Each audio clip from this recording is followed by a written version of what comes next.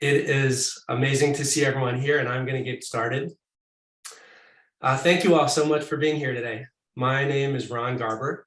I'm a co-founder and board chair of the Yaya Foundation for 4-H Leukodystrophy, and I'm delighted to welcome you all to the Yaya Foundation 4-H Leukodystrophy Care and Disease Management Day, our first ever convening of patients, families, researchers, and clinicians from across the 4-H Leukodystrophy community and across the globe. I'm so excited to be here together today, and I can't wait to get started, so I'll be very brief. But I look around and I see everyone here, 2 screens right now, and numbers growing, and it's amazing. Now, we had over 70 people register for this conference. And I just want to ask you all to think about that for a second. 70 registrants for a 4-H leukodystrophy conference for our ultra rare disease. And that, among many other things, which I'll cover quickly, fill me with a really great sense of hope. Now, coming together like this is a huge deal. It's powerful, and it presents a tremendous opportunity for us. And I've been thinking a lot over the past couple of days about a story that I think makes that point in a really, really powerful way, about another time that our 4-H community seized on the opportunity of being together. So it was almost 5 years ago in the 4-H breakout session at a leukodystrophy conference. And unlike today, there were probably only about 7 or 8 of us there in that room. Dr. Bernard, you were there, and we just reminisced about it a minute ago. And it was actually a very, very hopeless time for me. My daughter Yaya had recently passed away.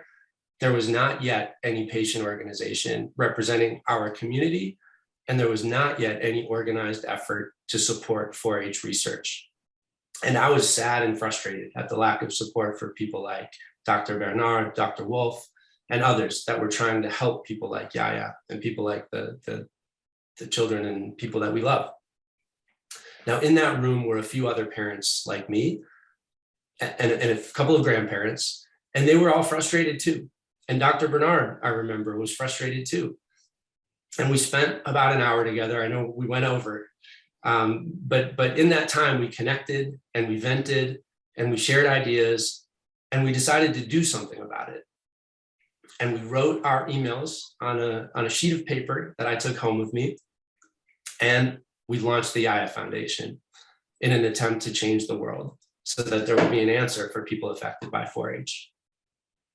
Now today, less than 5 years later, the Yaya Foundation is the only organization in the world dedicated to fighting for people affected by 4-H. Our mission is to provide educational and emotional support to people and families affected by 4-H and to accelerate the discovery of therapies. We've done a lot. We've created a suite of educational resources for patients, families, and their local care providers. We've launched a data collection program, which has over 60 patients registered already, which is amazing. We've partnered with Dr. Bernard, Dr. Wolf, and others to advance research in really meaningful ways, including through a transformational gene therapy project with Dr. Bernard and a few other collaborators. And we've been recognized as a best-in-class patient organization by the Chan Zuckerberg Initiative Rare as One project, which has generously supported our work. All of that fills me with a really great sense of hope when I think about all that we've accomplished since that little meeting a few years ago. And I also feel a real call to action that I want to share with all of you.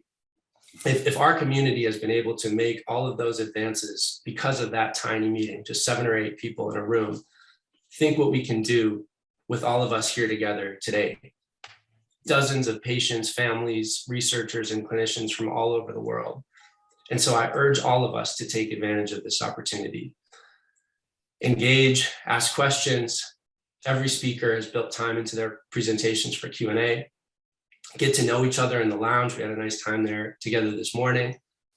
And everyone, please think of what each of us can be doing to move the ball forward for the people that we love. And let's take advantage of this opportunity that's presented to us by us being here together today, just like we did at that little meeting 5 years ago. Now, before I conclude, a few thank yous. First, Dr. Bernard and Dr. Wolf, we are so lucky to have you. You're brilliant, collaborative, and above everything else, devoted.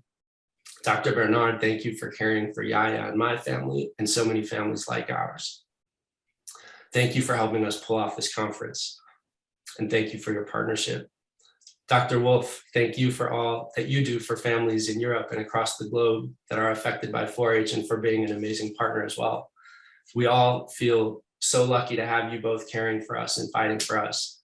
And I personally look forward to much more great work together as we partner to make the world a better place for people affected by 4-H. Thank you to our presenters for the competent and compassionate care that you provide to us and the people we love. We look forward to you sharing your expertise with us and to teaching and learning from us. And thank you to the amazing Yaya Foundation team, our executive director, Christina Butterworth, our science director, Valerie Greger, and our advancement director, Shannon Healy. I'm so proud of you and our work. I pinch myself when I think that just a few years ago, none of you had even heard of 4-H. And now our disease community gets the benefit of your skill sets and big hearts every single day. I'm proud of what we've done, and I know there's a lot more ahead. And most of all, thank you to all of the people affected by 4-H, the parents, the caregivers, and the loved ones for joining us today and contributing to our community. And we have the most amazing disease community. We all know that getting this diagnosis can be one of the scariest and loneliest experiences in the world. But the way that we've come together is amazing. We support each other by sharing our knowledge and experience in our 4HL families calls and our social media groups, by participating in research like the Yaya Foundation's data collection program and studies run by Dr. Bernard, Dr. Wolf, and others. And all of that should bring us all a great sense of hope. So let's all make the most of our time here today. Could you pull up the meeting slides, please, quickly?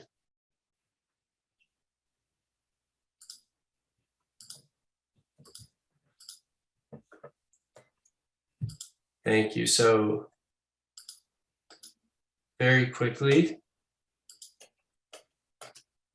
and of course, after practicing, the advancing slide isn't working, even though it's telling me I'm controlling the presentation screen. So I'll ask you to advance. Thank you. Yeah, so a couple norms for the meeting. I'll just note, during breaks, we encourage you to join the lounge. You can get there at the conference website by clicking on the lounge tab and pressing the big enter the lounge button on the right side of your screen. It's fun to connect and get together in there. And if you have any IT questions, there's a help desk tab there as well. If you could advance to the next slide where the agenda is, and just click the next two buttons all the way through. This is our agenda for the day. When I look at this, I want to take a moment to hold Yaya in my heart and to ask all of the other parents and caregivers here to do the same for the people that you all love that are affected by 4-H. We're here today because these are the subjects we care more than anything about, how to care for the people that we love.